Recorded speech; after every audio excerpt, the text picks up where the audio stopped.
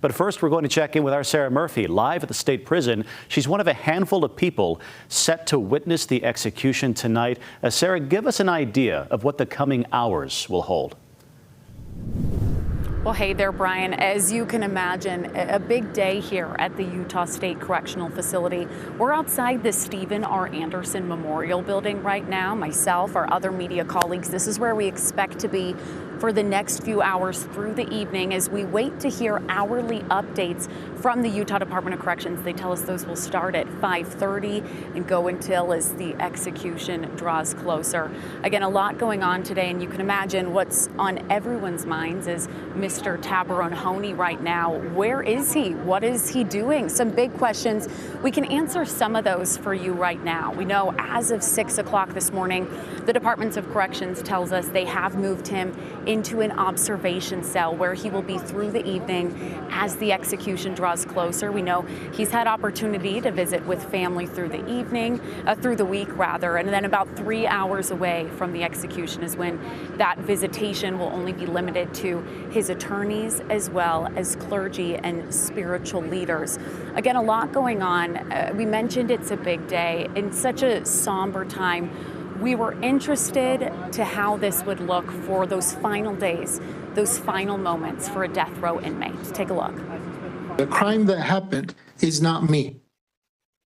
It's something I did, but it's not me. In July, 48-year-old Honie asked the Utah Board of Pardons and Parole to spare his life. I've shown that I can exist in prison.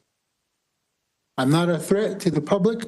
I'm not a threat to anyone. It's been nearly 3 weeks since then, and the clock is ticking until Honie is scheduled to die by lethal injection. So now, hours away from the set execution, what happens? What is Honie doing in his final days? As of right now, he is in the maximum security unit, but he still continues to have advanced privileges. Glenn Mills from the Utah Department of Corrections says the routine on a death row inmate's last days is fairly simple. Right now, it's just life as usual. Whatever he's able to do within his housing unit, he's still able to do that right now. Mills says this week, Honie could visit with anyone on his approved visitor list as they worked to honor his final requests. Most of the requests that he has made that we are working to accommodate at this point have to do with spiritual and religious matters. The visitor policy changes as the execution gets closer. At some point Wednesday, the UDC brings Honie to the observation room. About 3 hours before the execution scheduled at midnight, they'll limit his visitors to just his attorneys and clergy. When it's time for the execution, they'll escort Honie to the execution chamber and secure him to the gurney. They say he'll have the opportunity to say his final words, and then the execution team will commence the lethal injection process.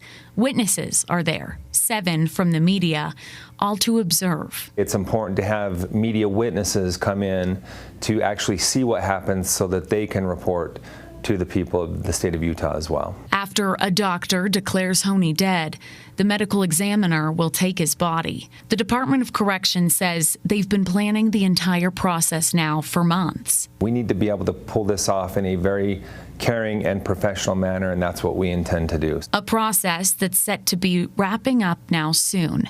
Just 3 weeks since we heard from Honie last. It took me a long time to finally grow, to mature, to see the magnitude of the crime I've committed. And like I said, I apologize that it fell into you guys' lap to decide this. Getting closer to Utah's first execution in 14 years.